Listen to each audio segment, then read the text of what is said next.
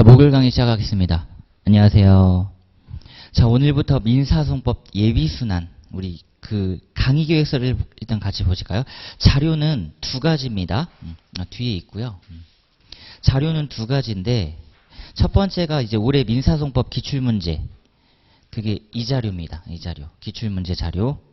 그 기출문제 해설 같이 보시면요. 그 1페이지에 그러니까 올해 기출문제를 보면서 조금 생각을 더 하게 되는데 1문을 보시면 상소이익인데 견해대립 구간이 있는 쟁점이에요. 형식적 불복설, 실질적 불복설, 견해대립이 있는 구간이었고 또 넘겨보시면요. 3페이지에 요 상계 관련돼서 기판력, 실권, 시적범위거든요. 여기도 견해대립이 있는 구간입니다. 실권설, 비실권설, 상계권, 비실권설 이렇게 견해대립이 있는 구간인데 우리는 익히 알다시피요. 다툼이 있는 경우에 대법원 판례에 따름 이걸 공부하잖아요. 근데 교수님들 입장에서는 자기들이 어쨌든 뭐 논문도 쓰셨고 대학이라든지 실무에서 강의를 할 때는 어쨌든 견해가 있는 건 알고 계시단 말이에요. 그래서 딱 봤을 때 1문에서 견해 대립 있는 두 가지를 일단 냈어요. 그리고 또 계속 넘겨보겠습니다. 자, 5페이지에 2문의 1은 독당참 관련돼서 판례. 이걸 제가 올해 모의고사에서 찍어서 했는데 나온 거고, 그리고 넘겨보시면 7페이지의 2문은 불변금과 관련된 겁니다. 이것도 사실 견해 대립이 그렇게 디테일하게 있진 않아요. 어떤 거냐면 7페이지에 2번 이유 라인에 2심의 범위 있잖아요. 2심의 범위. 7페이지에 보시면 2심의 범위 보이시죠? 우리가 항소란 걸 하게 되면 상소 불가분의 원칙에 따라 전부 2심되는 게 원칙이에요. 근데 독립당사자 참가소송은 3면 소송 관계라고 해서 우리처럼 2당 대립 구조의 예외 현상입니다. 그래서 분리 2심설이 있어요. 어떤 의미인지 아시겠죠? 여기까지도 견해 대립 있는 구간이었습니다. 자, 그리고 넘겨보시면 9페이지에 3번 여기가 끝판왕이었습니다. 여기가 끝판왕. 바로 진명등 시스템이거든요. 관련돼서 진명등 시스템이었는데 지금 요 구간과 관련돼서는 종전 판례는 기판력에 안 미친다 이랬어요.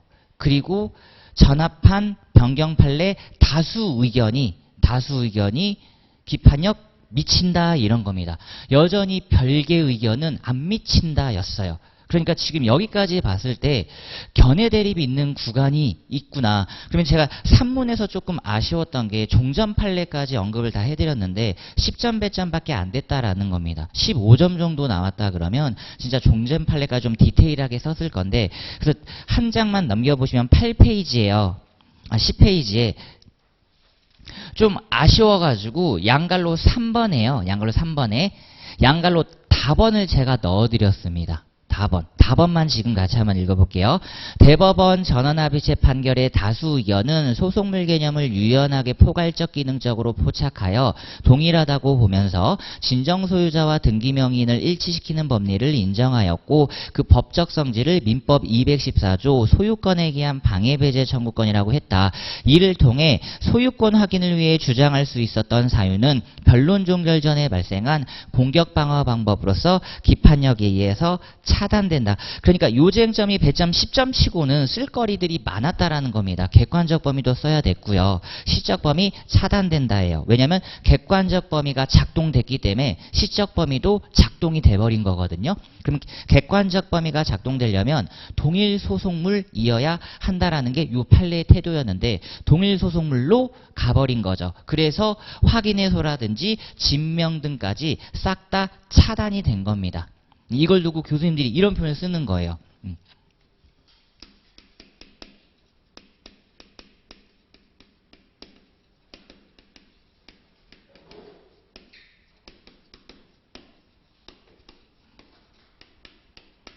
제가 논문을 한번 봤죠. 진명 등을 통해서 기판력에 대한 저항이 들어온 거예요. 분명 우리는 등기말소 청구 소송이란 걸 전소에서 제기했는데 갑자기 후소로 진명 등이란 걸 대법원 판례가 인정해버리니까 그럼 나 소유권 확인할 수 있겠네? 해서 소유권 확인으로 들어와 버린 겁니다. 그걸 종전 판례가 받아준 거예요. 그러니까 소유권 확인을 받아버리니까 자기는 소유권에 기한 이전 등기 청구 소송이라는 진명 등을 제기해버린 거지. 그러니까 종전 판례가 어라? 그럼 이거 받아들여줘야 되겠네? 하니까 또 문제가 생겨버리잖아요. 그쵸?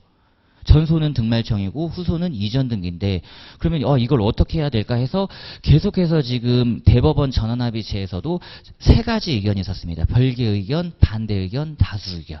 이렇게 있었던 건데 그 논문 제목이 진명 등의 기판력에 대한 저항과 제압 과정이었던 거예요. 최종 결론이 나온 거죠. 소송물 동일하다 이래서 후소에서 차단시켰다 이 얘기입니다. 그래서 제가 양갈로 다항 내용을 조금 더 넣어드렸고요. 그리고 이제 뒤에 거는 이제 가장 어려운 11페이지. 이건 별개 소송물인 거 확인됐으니까 별개 소송물 선결관계 논의였으니까 이거를 제외하고 딱 봤을 때는요. 좀 교수님들 입장에서는 이런 거 있죠. 견해 대립 구간. 이거는 당연히 학설일 수도 있고요. 그렇죠? 그리고 판례간. 대법관님들 사이에서도 견해 대립이 있을 수 있고 판례 사이에서도 견해 대립이 있을 수 있으니까 요런 부분에 조금 교수님들이 지금 포커스를 두고 있구나라고 해서 자 다음 두 번째 보충 자료가 2025년 최신판 수정 및 정오 자료입니다. 여기 있어요. 새로운 자료입니다. 정오 자료. 뒤에 또 있습니다. 정오 자료. 정오 자료 받으셨나요? 네. 그러니까 요 구간을 조금 더 다듬어 드렸습니다. 이제 부분 쟁점으로 충분히 나올 수 있는 것 중에 제가 교재에선 간단하게 서술을 해놨는데요. 견해 대립 있는 구간을 조금 더 학설은 빼고요. 대신 다듬어만 드렸습니다. 그래서 2페이지에 이제 보시면 요거 5페이지 내용 대체하시면 된다. 쟁점, 판례, 검토. 그래서 제가 단면으로 또 드렸습니다. 단면으로. 자료 그대로 제 교재에 붙이면 된다고 해가지고 또 조금만 넘겨보실게요. 그 다음에 이제 관련 판례들 넣어드렸고요. 이것도 이따가 같이 보겠습니다. 그리고 9페이지, 10페이지 한번 보시면요. 9페이지에서도 이견이 있는 구간이거든요. 그 부분을 조금 제가 다듬어 드렸습니다. 반갈로 2번 보시면 청구기각 판결만을 구하는 경우 이건 내일 제가 다시 말씀드릴게요. 저도 이렇게 양면으로 나올 줄 몰랐습니다. 단면으로 해주세요 이랬는데 그걸 양면으로 오해해서 들으신 것 같아요. 9페이지 보시면 반갈로 2번에 쟁점, 판례, 검토 이렇게 되어 있죠. 이런 구간들은 이견이 있는 구간이구나. 그리고 오른쪽에 10페이지 보시면 37페이지에 현저한 지연 부분을 다음 내용으로 대체하시자 쟁점, 판례, 검토 이렇게 해서 제가 계속해서 내용을 좀 보완해 드리겠습니다. 그리고 이제 최신 판례는 여기서 넣어 드릴 거니까 너무 걱정하지 마시고요. 그래서 집에 가시면 요거 페이지에 맞추셔가지고 끼워 넣기만 좀 해주시면 좋을 것 같고요. 그래서 오늘은 진도에 맞춰서 요거 같이 몇 가지 좀 보도록 하겠습니다.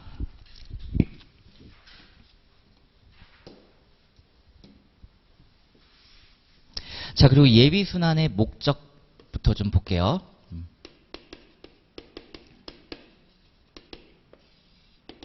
자, 일단은 첫 번째는 항상 민사소송법 전반 절차를 우리가 마스터를 하겠습니다.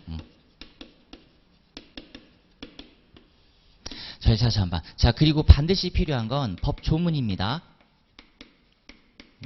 우리는 법조문을 토대로 가요.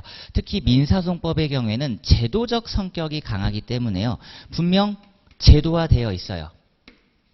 조금 더 얘기를 하면 우리가 1차 때 공부를 했었어요. 어떤 공부를 했냐면 헌법 제27조 기본권을 공부합니다. 그럼 헌법 1차 때 어떤 내용을 같이 학습하게 됐었냐면 기본권과 제도보장이라고 하는 파트가 있어요. 기본권과 제도보장이라는 파트가 여기 또 불빛이 나간 거 같죠.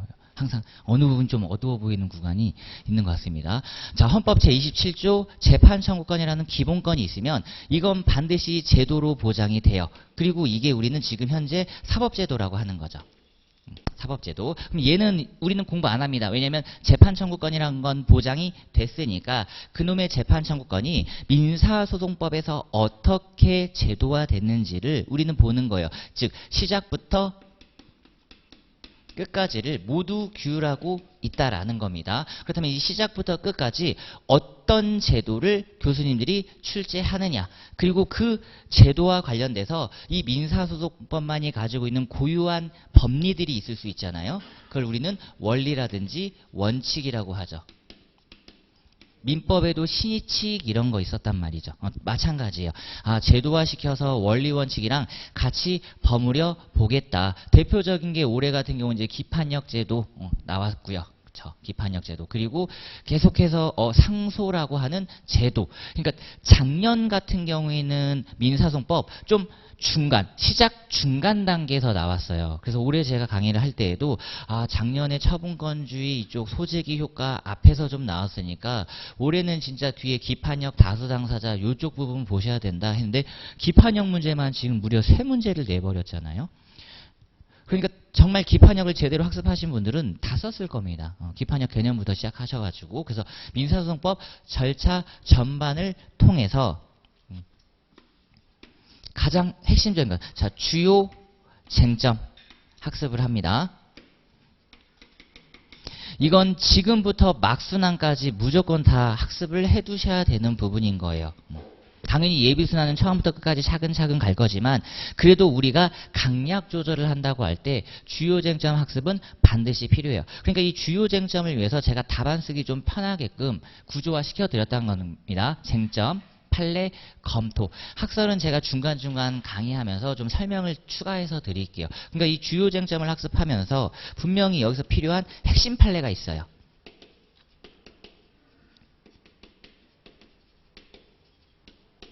올해 보면 상계 기판역 실권 여부 판례 나왔어야 됐죠. 진명 등이 과연 등말청이랑 소송물이 동일한가 나왔어야 했죠.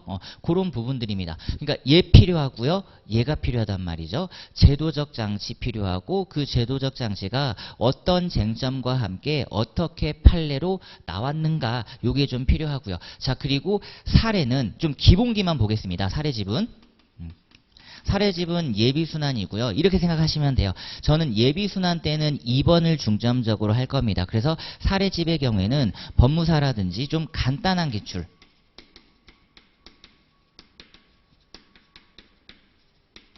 처음부터 좀 어려운 거 보면은 쉽지 않기 때문에 좀 간단한 쟁점 위주로 해서 단계적으로 차근차근 가보겠습니다. 그리고 저는 1순환 때는 기출사례집을 주요 교재로 잡고 들어갈 거거든요. 그러니까 이렇게 생각하셔야 돼요. 기출은 무조건 잡으셔야 됩니다. 제가 올해도 말씀드렸다시피 진짜 기출 문제가 계속해서 돌고 돌아요. 신작 문제 거의 없다고 보시면 됩니다. 독당참을 제가 찍은 이유는 그건 신작 문제였기 때문에 그런 거예요. 그러니까 독당참을 제외하고서라도 기출 사례는 이제 거의 마스터입니다. 필수 교재라고 보시면 돼요. 기출사례집은 이제 필수 교재다라고 생각하시면서, 그러면 이걸 언제 하셔야 되냐면 저는 개인적으로 항상 상반기에 해야 되는 게 맞다라는 게 제 개인적인 생각입니다. 예비 1순환, 2순환, 3순환 들어갈 때요. 1순환까지 이걸 끝내 놓으셔야 돼요. 그래야지 2, 3순환 때는 2순환 50점짜리 모의고사 들어가죠. 3순환 70점짜리 모의고사 들어간단 말이에요. 그럼 그때 제가 수험생분들을 몇몇 만나서 이제 얘기를 나누는데, 그때 되면 자기 주된 과목이요, 모의고사집으로 좀 바뀌시는 것 같아요. 모의고사 중심으로 더 많이 보시는 것 같아요. 그러니까 이런 분도 있을 수 있겠죠. 내 기준으로 나는 기출사례집을 완벽하게 마스터했어 라고 생각하신 분들은 당연히 2, 3순환 모의고사 문제만 주장창 계속 또 돌릴 거예요. 다른 학원의 모의고사 문제도 풀어보면서 중요한이는 이거 있는데 다른 학원은 없네? 그런 문제가 이제 딱 나왔던 거죠. 그럼 그런 문제가 또 솎아지는 건데, 그게 아니라 공부가 안 되신 상태에서 2, 3순환이 들어왔으니까 그럼 이거라도 봐야 되겠다라고 하신 분들이 있습니다. 근데 만약에 2, 3순환에 기출쟁점이 안 뿌려졌을 경우에는 이게 다 누락되는 거죠. 그래서 저는 항상 1순환까지는 이 두 가지를 반드시 마스터하고 이걸 기반으로 해서 2, 3순환 때는 순수 쓰는 연습을 하셔야 된다라는 겁니다. 그래서 지난주에 제가 어떤 생각을 했었냐면 지금 분명히 공부가 더 되신 분들도 계실 수 있어요. 예비순환이어서 그렇지 앞으로 뒤에 순환이 거듭될수록 이제 수험생분들이 답안 쓰기 시작하면은 더 들어오실 가능성이 높다라는 겁니다. 그러면 지금부터 좀 답안 작성반을 한번 만들어 볼까라고 생각을 해봤는데 쉽지 않죠. 답안 작성반을 미리미리 만들면. 그래서 이렇게 우리는 진행이 된다라고만 생각을 해주시면 되겠습니다. 자, 그래서 이제 기본서로 돌아가 보실게요. 자, 법전은 항상 옆에 잘 끼고요. 시험장에서 나를 구해줄 수 있는 사람은 얘밖에 없습니다. 그쵸? 법조문밖에 없다. 제 교재도 있지만 법조문도 저랑 같이 함께 보도록 하겠습니다. 자, 이제 교재 차근차근 한번 들어가 보도록 할게요.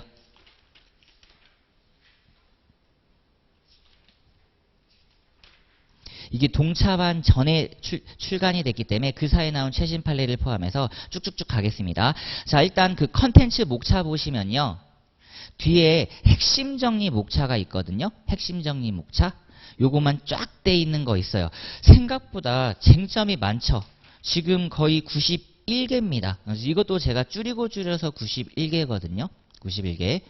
그러니까 여기서 거의 안 벗어난다라는 겁니다. 거의가 아니라 100% 안 벗어나는 거예요. 그러니까 주요 쟁점이 한정되어 있다라고 생각하시면 됩니다. 왜냐하면 제도니까요. 그쵸?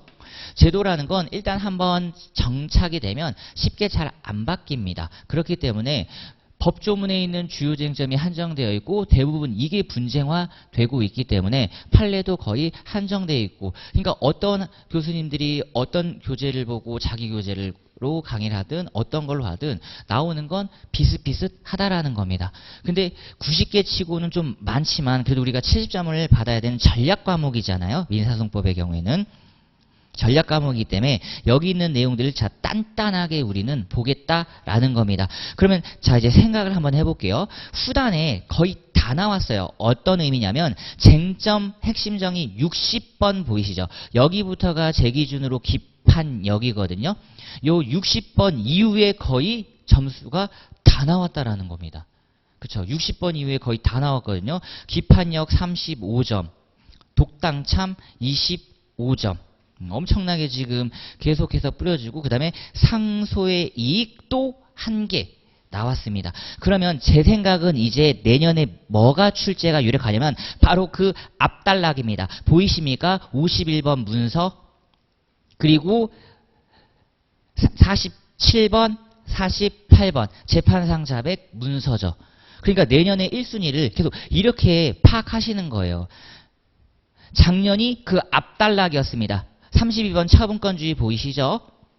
위에 중복소송 소재기 효과 보이시죠? 작년이 여기였어요.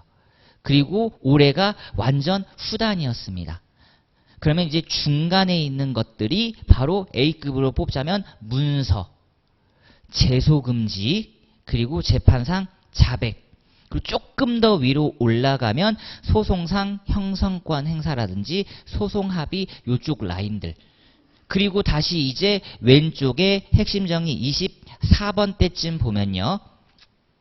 장래잉해소 있고요. 그 위에 보시면 13번 사자상대 소송 이렇게 보이시죠.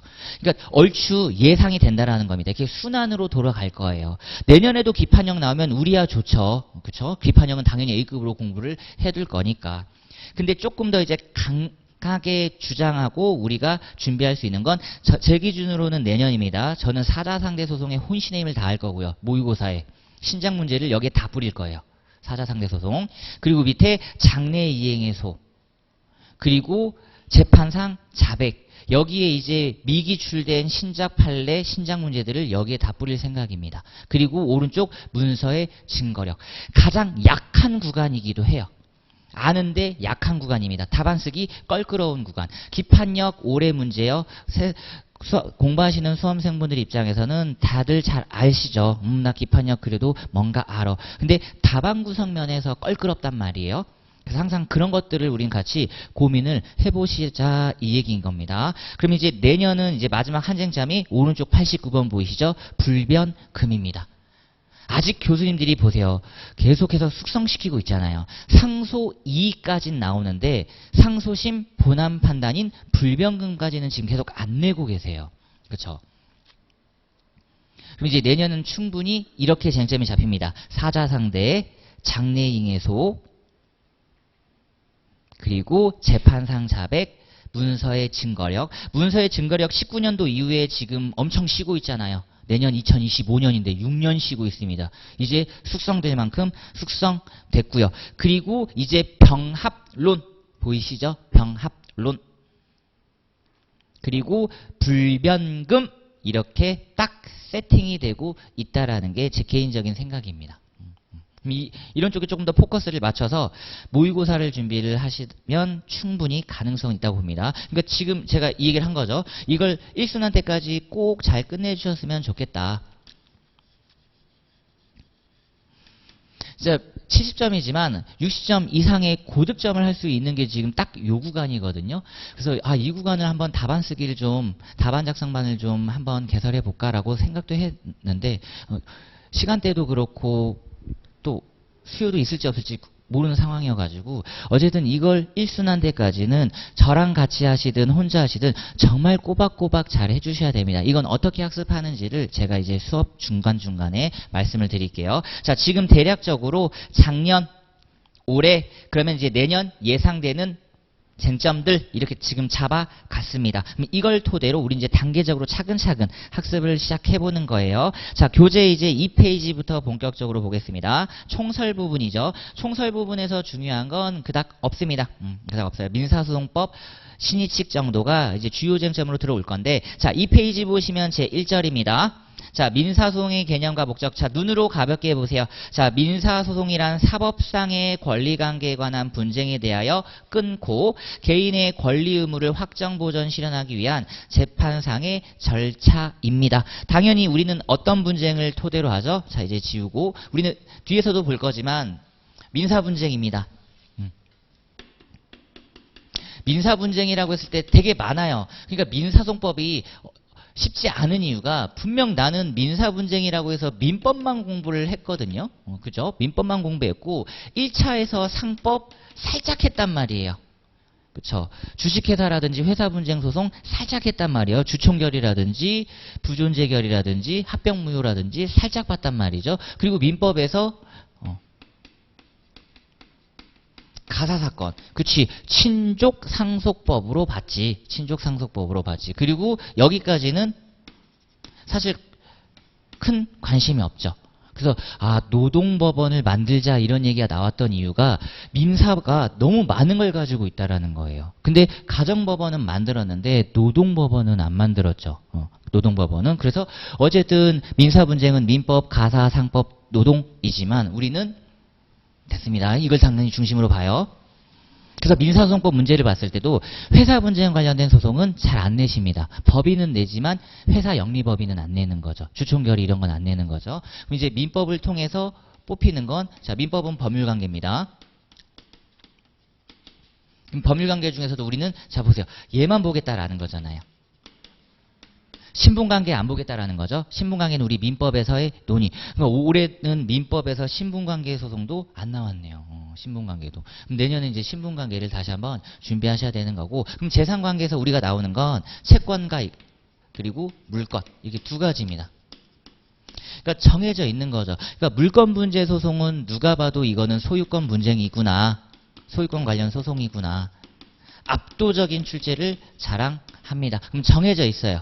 법조문은 민법 213, 214 이미 정해져 있습니다. 자, 그리고 채권이 나오면 더 어려운 거죠. 금전의 경우, 그러니까 대부분 나오는 게 매대금이라든지 대여금. 사실 매대금도 잘 안 냅니다. 금전소송으로는. 올해도 기출을 봐서 아시다시피 대여금 내요. 소비대차인 민법 598조. 대여금 소송을 가장 많이 내는 거죠. 이런 건 나중에 복습하실 때 법조문 하나씩 찾아주시면 됩니다. 왜냐하면 지금 우린 이게 소송물이거든요. 그러니까 채권 중에서는 당연히 비금전인 얘를 핵심으로 내죠. 올해도 이게 나온 거잖아요. 오히려 매대금이 아니라 매매 소위 등이 나온 거죠. 내가 매매 소위 등 청구권 소송을 제기했는데 갑자기 제3자가 야 그거 내가 샀잖아 라고 하면서 매매 소위 등을 제기해요. 그러니까 서로 매수인이라고 주장하는 사람이 2명 나오니까 양립 불가능해서 독당 참이 허락됐다. 그런 내용들이었습니다. 얘는 민법 568이죠. 그러니까 이런 곳에서 분쟁이 지금 발생하게 되니까 분쟁이 발생합니다. 그럼 이 분쟁을 그냥 우리 수험생분들이 해결하도록 두느냐? 안 되죠.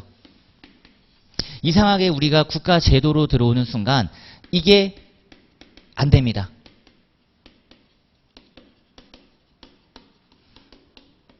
이걸 원칙적으로 막았던 거예요. 형법에서도 공부하셨다시피 정당방위라든지 정당행위 자력구제 어찌 보면 그건 예외 현상인 거고요. 그래서 우리 민법도 자력구제 원칙은 예외 현상인 거고 국가구제가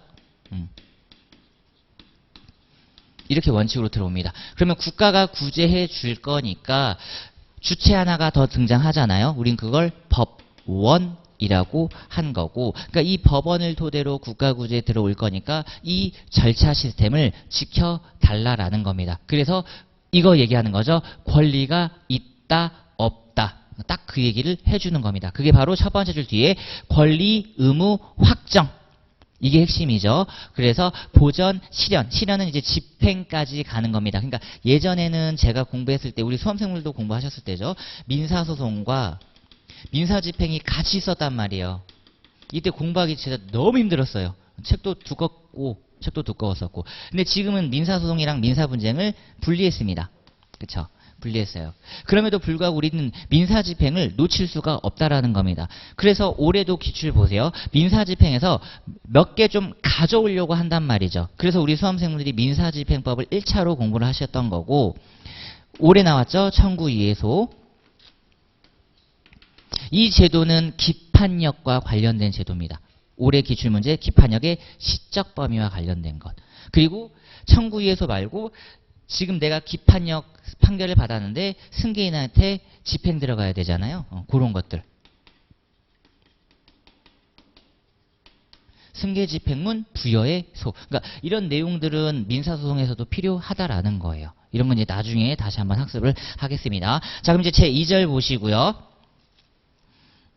자, 요게 처음부터 끝까지입니다. 자, 소장 제출 관련돼서 소장 심사, 소장 보정, 명령. 여기에 이제 소재기 효과가 이론적 법리 중복소송으로 들어온 거고. 자, 그러면 피고에게 소장 부분이 송달되겠죠. 우리 수험생분들이 하시는 민사소송법과 함께 민사사건 서류. 그거 얘기하는 거고요. 그러면 피고 입장에선 답변서를 제출할까 말까 고민하겠죠. 그럼 이제 답변서를 제출하면 넘어가는 거고요. 답변서를 제출하지 않으면 무변론 판결이 떨어지는 거고, 그럼 이제 답변서를 제출해서 변론을 열어줍니다. 원칙은 변론 기일이에요. 구술주의, 직접주의, 공개주의, 쌍방심리주의. 요거는 헌법에서 보장되는 재판 청구권의 한 내용이고, 자, 우리 민사소송법은 바로 이제 핵심 나오네요. 변론. 처분권주의, 변론주의, 성명과 지적입니다. 이걸 제가 뒤에 써놨는데 당사자주의라고 하죠. 당사자주의. 막 형사소송법 때 공부하시잖아요. 막 규문주의 막 이런 거 공부하시잖아요. 우리는 당사자주의입니다.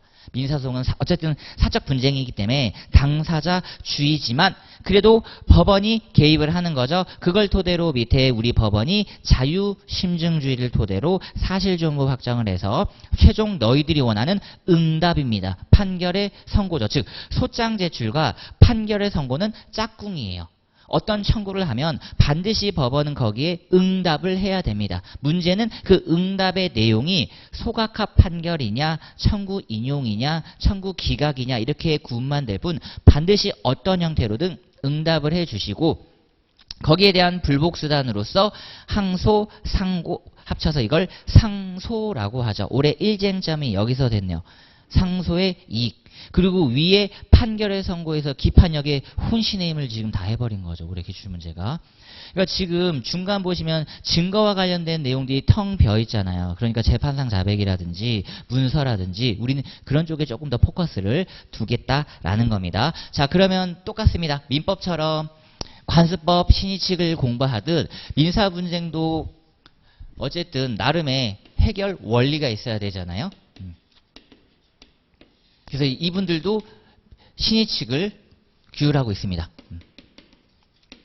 신의칙을 가장 먼저 규정을 해요. 자, 근데 조금만 이제 더 접근해 보겠습니다. 교재 보기 전에. 자, 우리 민사소송법에서의 신의칙을 공부를 왜 하냐면 민법은 단지 1차 용으로 봤는데 신의칙을 규정하는데 민법은 이미 알고 있죠. 우리가 보충적 성격이란 말이에요.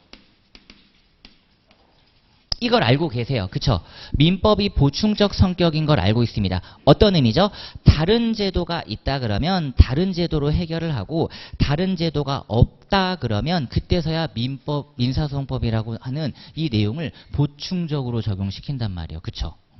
근데 이 내용을 과연 민사소송에서도 그대로 적용할 거냐?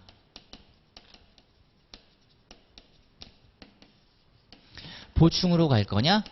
아니다. 얘네들은 바로 적용시켜도 된다.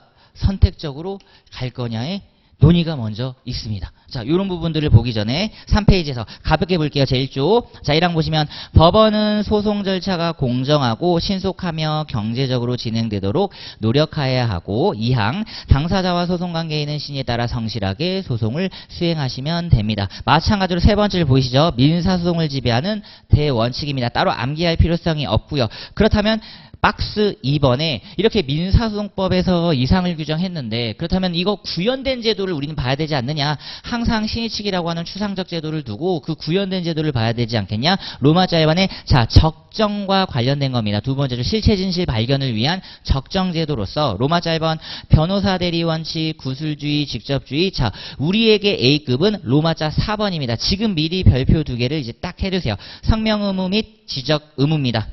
여기 형광펜을 빡 그어버리시고요. A급 쟁점인 거 맞고요. 그러니까 내년에 준비하셔야 되는 게 바로 요 변론주의 성명 의무입니다. 작년에 처분권주의가 나왔으니까 올해는 변론주의와 관련된 내용 A급 쟁점인 거 맞고요. 자, 그 다음에 이제 로마자 2번 공평으로 가봅니다. 두 번째를 보시면 절차 보장이죠. 바로 무기대등이라고 하는 것. 그래서 현행법은 로마자 1번에 제척기피 회피제도인데 이건 A급 쟁점은 아닙니다. A급 쟁점은 아니고 오히려 관할 쪽이 조금 더 A급 쟁점인데 자 로마자 2번은 별표 두 개 지금 하겠습니다. 소송 절차 중단 형광펜이요. 각각 관련된 곳에서 다룰 거니까요. 지금은 쟁점만 미리 봐두시고요.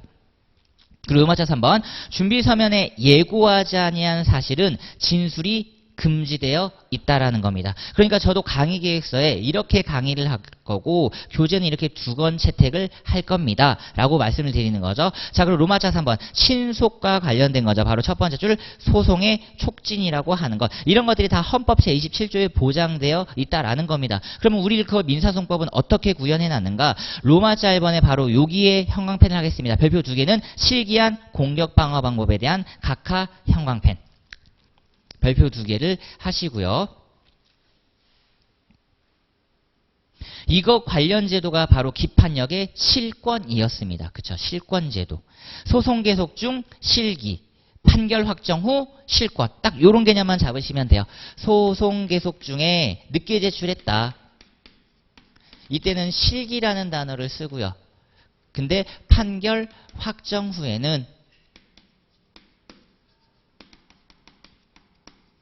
실권이라는 단어를 쓰는 거죠. 그러면 이 두 가지가 주요 쟁점인 건 맞아요. 주요 쟁점인 건 맞는데 얘가 더 A급이라는 겁니다. 이건 맞았습니다. 그죠? 얘가 더 A급이라는 거예요. 자, 그리고 뒤에 자백간주 형광펜을 딱 해주시고 그러니까 올해 꼭 준비하셔야 되는 것. 로마자 1번에 기일불출석에 따른 자백간주, 소치하 간주. 이게 재판상 자백이랑 같이 엮이기 때문에 그렇습니다. 자, 그리고 이제 넘겨보시면 로마자 4번에 경제적. 왜냐면 소송 비용 많이 들어가니까 바로 소송을 좀 빨리 끝내려고 한다. 웬만하면 빨리빨리 가자. 그런 제도들이 바로 양갈로 나번에 로마자 1번 별표 두 개입니다.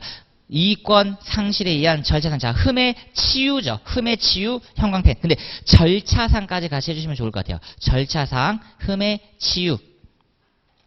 이건 뒤에 다시 한번 정리해드리겠습니다. 그러니까 절차의 흠을 어떻게든 치유해서 메꿔서 같이 가도록 하는 거죠. 우리가 반창고 붙이는 거랑 똑같다고 보시면 돼요.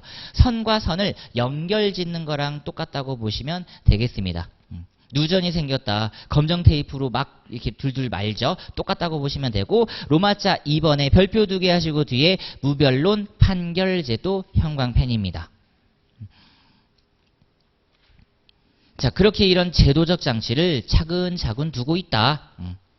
이거 뒤에서 보실 거고. 자, 그럼 이제 민사소송을 지배하는 대원칙인 박스 3번을 같이 보겠습니다. 자, 의 및 인정 여부 고민하지 마시고요. 자, 두 번째 줄. 계약법뿐만 아니라 모든 법규를 지배한다는 일반 원칙으로서 민사소송에서도 당연히 적용되는 대원칙이며 로마자 2번에 적용 범위와 관련해서 주관적 범위는 규제받는 사람입니다. 당연히 소송에 관여하는 모든 사람들이죠. 두 번째 줄 보세요. 당사자인 원고뿐만 아니라 피고뿐만 아니라 참가인 등 법원도 당연히 마찬가지입니다. 자, 그리고 제가 말씀드린 바로 2번 제목 보실까요? 신의 측의 보충적 적용 여부죠. 자, 별표 2개 하시고 형광펜을 빡 그어버리는 겁니다.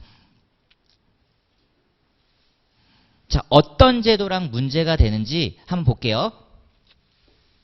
자, 어떤 제도와 함께 문제가 되는지를 같이 보겠습니다. 자, 판례 먼저 보세요. 객관적 범위와 관련돼서 다른 제도와의 관계가 문제된다. 다른 제도와의 관계입니다. 쟁점을 잘 알고 계셔야 돼요. 그 위에다가 요거 한 번만 써주세요. 민법은 보충적 성격, 보충 적용입니다. 그러니까 민사소송을 지금 민법의 분쟁을 해결하는 제도적 장치로 만들어 봤는데 그렇다면 민법처럼 신식도 보충적 적용해야 되는 거 아니냐라는 내용입니다. 자, 뒤에 보시면 이에 대하여 판례는 자, 특정한 권리나 법률 관계에 관한 분쟁이 있어도 제소하지 아니하기로 합의했다. 자, 부제소 합의의 형광펜입니다. 요게 아직 지금 법무사에서는 안 나오고 있어요. 부제소 합의입니다. 부제소 합의. 얘는 지금 칠판 잠깐 보실게요. 미리 요런 구성이구나 라고 알아두시면 됩니다. 갑과 을이 분쟁이 생겼잖아요. 이걸 제가 올해 반드시 2, 3수난 모의고사에 뿌려드립니다. 분쟁을 했는데 얘네들이 어때요? 일체 소송을 제기하지 않기로 제소하지 않기로 합의합니다. 자, 여기까지 문제 내면 고민스러울 게 없어요. 근데 당연히 이거를 어떻게 합니까? 그쵸?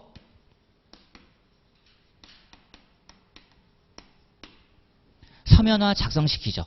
이런 구성들을 계속 지금부터 잘 봐두시라는 거예요. 간단하게. 그래야지 실제 시험장에 들어갔을 때 이게 조금 더 확장돼서 나오잖아요. 그러면 칠판 보세요. 요 부제소 합의와 관련돼서는 Q1. 우리가 뒤에서 볼 거란 말이죠. 이게 바로 소송 합의예요. 이게 바로 첫 번째 쟁점, 소송 합의라고 하는 겁니다. 아직 안 나오고 있어요. 아직 안 나오고 있습니다. 우리가 민법 때 공부 한번 해봤거든요. 어떤 거였냐면 소송 행위는 의사표시 규정이 적용 안 된다. 이런 걸 공부했단 말이죠. 근데 얘는 소송 합의고 이 친구들은 보여. 사법계약이에요.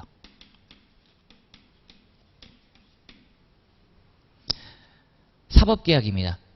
분쟁이 터졌기 때문에 부제소 합의를 사법계약으로 했는데 이 사법계약이 소송상 효과를 발생시킨단 말이죠. 자, 그리고 자, 서면화 작성이죠.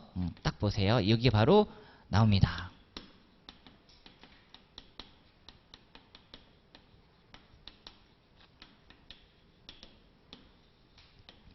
여기가 문서의 증거력이죠. 딱 1문으로 나오기 좋아요. 딱 1문으로 나오기 좋습니다. 위반제소 하신 거죠? 위반제소, 그리고 문서, 그 부제소 합의 서면에 대해서 다툼이 있는 거죠. 그러면 1문, 2문, 10점 내기 딱 좋은 시스템입니다. 자, 마저 읽어볼게요. 아하, 그러니까 지금부터 공부할 때 쟁점별 어떤 시스템인지만 바로 공부해야 되는 게 바로 이런 거구나. 예시를 제가 드려드린 겁니다. 자, 뒤에 부제소 합의 형광펜 하시고 한다. 이 경우 이에 위배되어 제기된 소는 자, 권리보호이익이 없고 형광펜입니다. 보세요. 각하 떨어지잖아요. 없고 권리보호이익으로 해결을 해버린 거죠. 그랬더니 법원 입장에서는 야, 나는 권리보호이익으로 안 가고 그냥 신식 위반으로 갈란다. 로마자 2번 당사자와 소송관계인은 신의에 따라 성실하게 소송을 수행해야 한다는 자, 신의성실 원칙에도 어긋, 자, 신의성실 원칙에도 어긋 형광펜입니다. 에 도잖아요. 그쵸? 선택이죠. 보충 아니죠.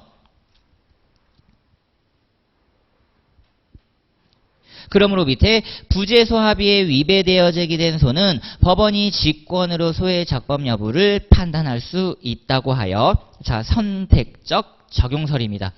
당사자의 주장이 없어도 법원이 무조건 신의칙 위반 제소 각하를 떨어뜨릴 수 있다라는 거예요. 당사자의 주장이 없더라도 이렇게 한 문장만 넣어주세요. 당사자의 주장은 의미가 없죠. 왜냐하면 우리가 직권이란 단어는 당연히 주장과는 별개라는 겁니다. 별개. 그러니까 민법과 다르다 이거다. 그래서 검토에서도 마찬가지로 선택적 적용설로 끝냈습니다. 다른 법규나 법해석에 의해 해결이 가능하다 하더라도 신식에 의한 해결이 가능한 경우 신식을 선택적으로 적용할 수 있다. 다만 절차의 안정성과 확실성을 해하는 경우에는 적용되지 않는다는 예외적 내용은 그대로 유지를 시키고요. 자, 이제 로마차 3번 구체화시켰죠. 신식은 과연 어떻게 발현되는가? 자, 첫 번째 소송 상태의 부당 형성의 부당 형광펜입니다. 2번 모순금지 및 금반원의 자 모순 형광펜이고요. 2번의 별표 2개입니다. 자, 그다음에 3번 소송상 권능의 실효에 실효 형광펜 하시고 3번도 역시 별표 2개입니다. 자, 그리고 넘겨보시면 4번에 속건의 남용금지의 남용 형광펜입니다. 이렇게 4구간인데 제가 별표 2개 해드린 구간이 지금 말씀드린 타 영역과 관계가 있는 쟁점이에요. 그리고 그 부분을 제가 보충자료 2번째로 나눠드렸습니다. 일단 우리 1번 소송상태 부당 형성부터 가볼게요. 자, 내용 간단하게 읽어봅니다. 당사자 한쪽이 장꾀를 써서 자기에게 유리한 소송상태나 상대방에게 불리한 상태를 만들어 놓고 이를 이용하는 행위는 신의칙에 위배되므로 허용될 수 없다라는 겁니다. 그 대표적인 게 4번 밑줄 친 부분 보세요. 관할만을 발생시킬 목적으로 본래 제소할 의사 없는 청구를 병합한 것이 명백하다 그러면 관할 선택권 남용으로 신의칙에 위배되어 허용될 수 없고요. 자, 관련 제도 보세요. 관련 재판적에 관한 25조입니다. 뒤에서 보실 거예요. 거기서 다시 한번 보게 될 겁니다. 자, 근데 2번 모순금지 및 금반어는 왜 별표 2개냐? 자, 양갈로 나번에 보이시죠? 자, 로마자 1번 또 나왔네요. 보세요. 부재소 특이하게 반하는 소외제기 형광펜이요. 아, 요거구나. 자, 그럼 칠판 한번 보실게요. 자, 만약에 얘가 나오면요. 투트랙이라는 거잖아요. 우리는 첫 번째 판례는 선택적 적용설을 가겠다 이겁니다. 선택적 적용설에 따라 두 번째 그렇다면 권리보호이익이 없어서 각하겠다. 요건 알겠다. 그럼 지금 우리가 신의칙 파트에서 핵심적으로 쓰셔야 되는 건 바로 요 구간이네요. 그쵸? 나는 그럼 당사자의 주장 변론으로 하고 법원 직권 신의칙 판단하겠다.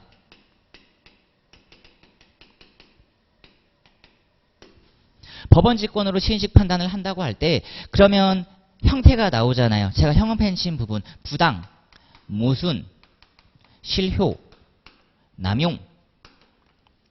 자, 그 다음 시스템이 어떻게 되는 거죠? 바로 요 시스템으로 가는 거죠. 선택적 적용설을 찍고 권리보호가 없어서 각하도 되지만 신의칙에 위반된 모순금지 위반, 신의칙 위반 제소이기도 하다. 자, 이제 읽어보겠습니다. 자, 가항.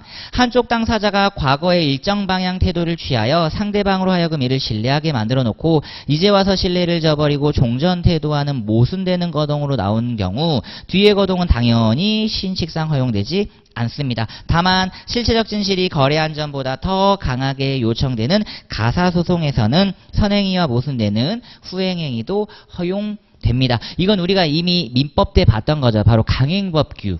그겁니다. 자, 대표적인 나번 판례 부재소 특이하게 반하는 소외제기 보셨고, 자, 로마자 2번 우리 뒤에서 다시 한번 볼 겁니다. 원심에서 피고의 추한 항소를 받아들여 심리결과 본안 판단에서 피고의 항소가 이유 없다고 기각하자 추한 항소를 신청했던 피고 자신이 이제는 상고이유에서 그 부적법을 스스로 주장하는 것은 안 되죠. 모순이죠. 분명히 항소 받아들여 주세요 라고 심리했더니 나중에 와서 제 항소가 이상했죠? 라고 얘기하는 거예요. 당연히 이거는 말이 안 된다라는 겁니다. 답번에 이제 제한 쪽을 써놨고요. 자, 그 다음에 3번입니다. 이 부분을 제가 보충 자료로 넣어드렸거든요. 자, 보충 자료 두 번째 한번 보세요. 첫 번째 자료인 거죠. 이걸 쟁점, 판례, 검토 이쪽으로 나눠드렸습니다. 요거는 분명히 타 영역은 이미 기출이 뱉고 있거든요. 그러니까 분명 부분 쟁점으로 나올 겁니다. 어떤 의미냐면 자, 갑이 을에게 소송을 제기했어요. 소송을 제기하고 갑이 승소를 받습니다. 승소를 받으면요, 법원은 판결정본이란 걸 송달하거든요. 그럼 이 송달도요, 어떤 의미냐면 법에 지켜줘야 됩니다. 송달도 제도기 때문에. 따라서 판결정본 송달이 적법하게 을에게 송달돼야 되는데 이 송달이 무효인 거죠. 이 송달이 무효이면 상소기간이 진행을 안 합니다. 상소기간을 진행시키지 않는다라는 거예요. 상소기간을. 분명 우리는 상소기간이란 걸 두고 있거든요. 2주짜리입니다. 그러니까 기간 설정을 해두죠. 저희 강의도 18회짜리 기간 설정을 해놨고 9시부터 12시 반까지라고 하는 시간 기간 설정, 즉 강의할 수 있는 시간, 여기도요 소송행위할 수 있는 시간 기간을 설정해 두는데 상소기간을 진행 안 시키니까 그럼 을 입장에서는 나는 언제든지 상소를 제기할 수 있구나, 이런 귀결로 다다르는 거예요.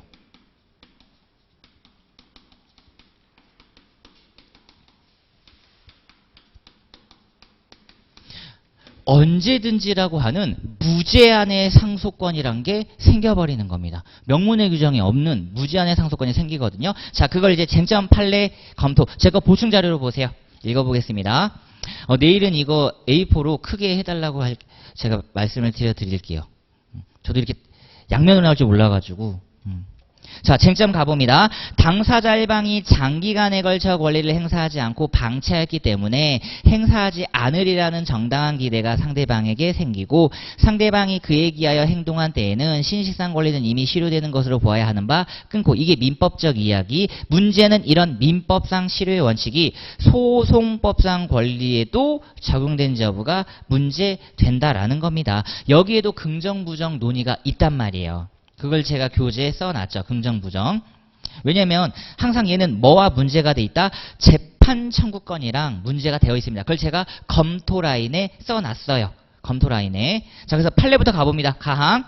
자, 판례는 실효의 원칙이라 함은 권리자가 장기간에 걸쳐 그 권리를 행사하지 아니함에 따라 그 의무자인 상대방이 더 이상 권리자가 권리를 행사하지 아니할 것으로 신뢰할 만한 정당한 기대를 가지게 되어 상대방이 그에 따라 일정 행동을 한 경우에 새삼스럽게 권리자가 그 권리를 행사하는 것은 법질서 전체를 지배하는 신식에 위배되어 허용되지 아니한다는 것을 의미하고 항소권과 같은 소송법상 권리에 대하여도 이러한 원칙은 적용될 수 있다고 하여. 자, 형광펜 들어갑니다. 기간 정함 없는 항소권 형광펜. 맞죠? 기간 정함 없는 항소권 형광펜입니다.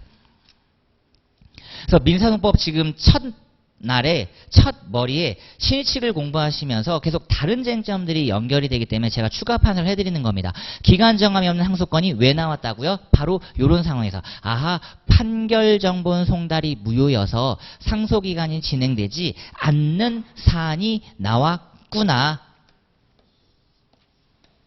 라는 겁니다. 그러면 이 문제를 우리는 왜 보느냐? 이게 바로 또 Q1이에요. 송달의 효력. 이걸 첫 번째 질문으로 물어보는 거고요. 자, 그리고 두 번째 질문을 이걸 내겠죠.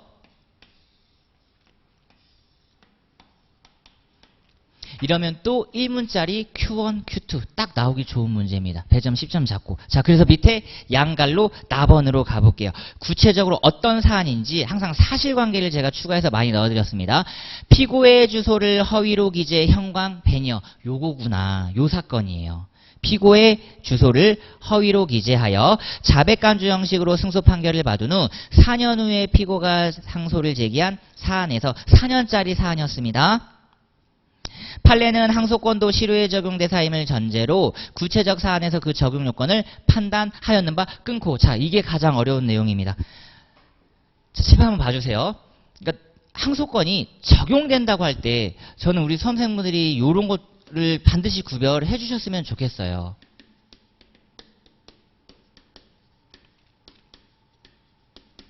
이거 두 가지는 다른 거죠. 적용된다, 안 된다의 논이잖아요. 그쵸? 그러면 적용된다면 요건을 구비해야 되잖아요. 맞죠? 너 갈 거야, 말 거야? 갈 거야. 어떻게 갈 거야? 그 다음 문제가 나와야 되는 거죠. 밥 먹을 거야, 안 먹을 거야? 밥 먹을 거야. 그러면 뭐 먹을 거야? 바로 그 논인 겁니다. 판례는 적용 여부까지는 얘기했어요. 적용됐는데 요 사안에서는 요건 구비되지 않았다는 결론입니다. 읽어볼게요. 뒤에. 적용 요건을 판단하였는 바 정확하죠? 적용 대상임을 전제로 적용 여부는 통과, 요건을 판단하였는 바 로마자 1번. 항소법원은 아들의 항소권이 실효되었다는 피고의 주장을 받아들였으나 로마자 1번. 대법원은 항소권에 대해서도 실효의 원칙을 적용할 수 있다고 전제하면서 요건이 충족되지 않았다. 형광펜입니다. 그래서 4년 사안만 딱 기억해 두세요. 실제로 이게 나오는 거죠. 그러니까 대법원 입장에서는 이렇게 생각하시면 돼요. 재판 청구권이라고 하는 헌법상 보장된 기본권을 과연 날릴 수 있을 것이냐. 되게 껄끄러울 겁니다. 그래서 검토문만 잘 보십니다. 가항에 소권 자체를 실효시키는지와 관련하여 일률적으로 결정하는 것이 아니라 지금 대법원 판례가 맞죠. 구체적인 사안마다 개별적으로 판단하는 게 맞습니다. 즉 나번에 권리보장 측면과 소권남용 측면을 모두 고려해서 원칙적으로 재판 청구권이라는 기본권이 침해될 우려가 있으니까 웬만하면 소권 자체를 실효시키는 건 좀 제한하자라는 게 중론이라는 겁니다. 어쨌든 우리는 적용될 수 있다. 그렇지만 요건은 따져봐야 된다. 아마도 요 요건을 좀 따져보지 않았을까 싶습니다. 그렇죠?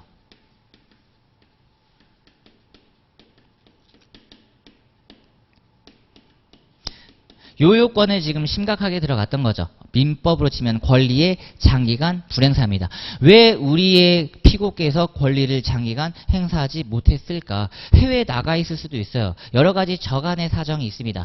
4년이라는 기간만 일률적으로 보면은 너무 오래된 것 같아 보여요. 근데 하나를 더 봐야지. 4년 동안 권리를 불행사했는데 왜 그걸 행사 못했을까라고 생각해 보면 아니 허위 주소로 보냈는데 어떻게 알겠어요. 그쵸? 그래서 이 부분이 견해 대립 있는 구간이고 일쟁점 정도가 가능하고요. 자, 그 다음에 넘겨보시면 이제 4번에 소권 남용입니다. 여기에 제가 관련 판례 하나를 넣어놨으니까 요거는 우리 이제 복습하시면서 읽어보시면 되겠습니다. 공동소송 참가가 소권 남용에 해당한다고 하는 사례를 제가 보충자료로 넣어드렸어요. 보충자료로. 요거는 왜 그러냐면 뒤에서 제가 공동소송 참가 때 다시 한번 할 거거든요.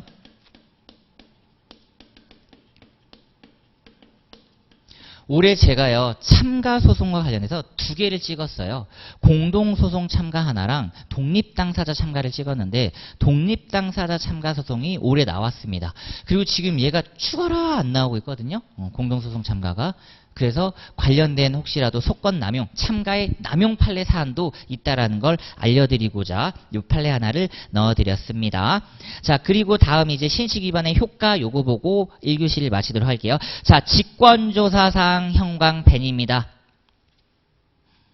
2번에 양걸 1번 소외 부적법. 자, 각하 형광펜.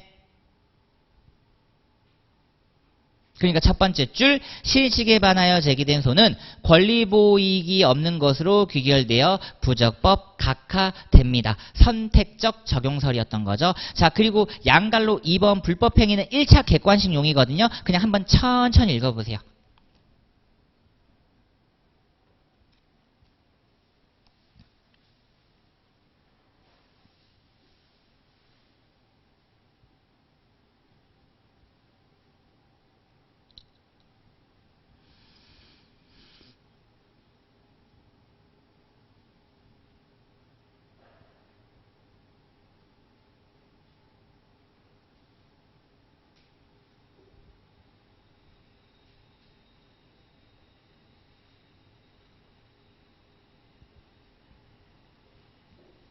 일차용입니다. 그러니까 불법행위를 구성하고요. 자, 그 다음에 양갈로 3번 신의칙을 공부하는 이유가 바로 여기 있습니다. 신의칙 위반의 소송행위를 간과하고 판결한 경우에 확정 전에는 상소로 취소할 수 있으나 확정 후에는 당연 무효의 판결이 아닙니다. 가로 열고 닫은 부분 보이시죠? 편집 판결의 문제 형광펜입니다. 편집 판결의 문제. 이렇게 시인칙을 공부한 이유는 다른 제도와의 관계를 보기 위함이고, 자, 따라서 재심의 대상이 되는 경우에 하나요, 재심이 허용되고요. 자, 그 다음에 3번은 우리 수험생분들에게 맡기겠습니다. 청구 이의 소. 그래서 개인적으로 이제 올해도 마찬가지였는데요.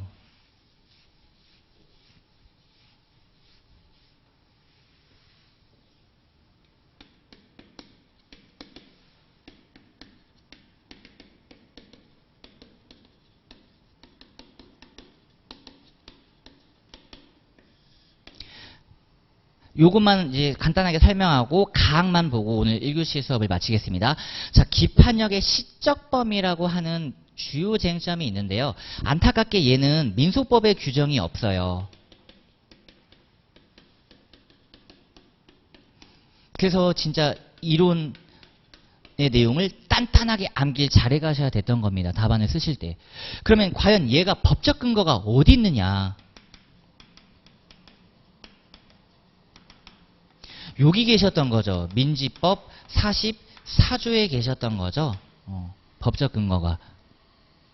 그러니까 반드시 얘를 끼고 갈 수밖에 없습니다. 시적 범위는. 그러니까 올해 문제 보세요. 청구 이의 사유가 되는가? 이렇게 질문하잖아요. 청구 이의 사유가 되는가? 그러니까 법적 근거가 여기에 있다라는 겁니다. 자, 그래서 3번의 가번만 읽어볼게요.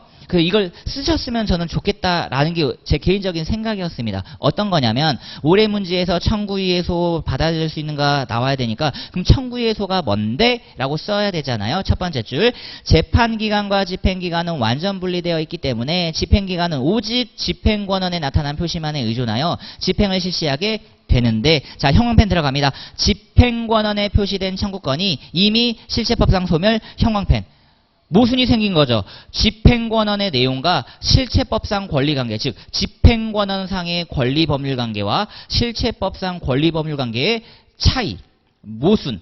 근데 이걸 가지고 집행을 실시하면 안 되죠. 실시하게 된다면 그러한 강제 집행이 집행법상으로는 적법이지만 끊고, 맞죠? 분명히 민지법상은 적법해. 요것만 가지고 집행을 할 거니까 실체법상으로는 부당한 것이 되는 바, 이러한 모순을 제거하고자 채무자로 하여금 채권자를 상대로 청구권의 존재나 태양을 다투어서 집행력 배제 형광펜입니다. 딱 요 형광펜 친 한 문장 올해 딱 썼으면 좋았겠다 라는 게 제 개인적인 생각이었는데 쉽진 않았을 겁니다. 왜냐면 민지법 44조는 그대로 드래그를 하셨을 거니까요. 집행력 배제할 수 있는 수단을 인정하는 것이 바로 청구 이해소다라는 겁니다. 판례가 이걸 허락하죠.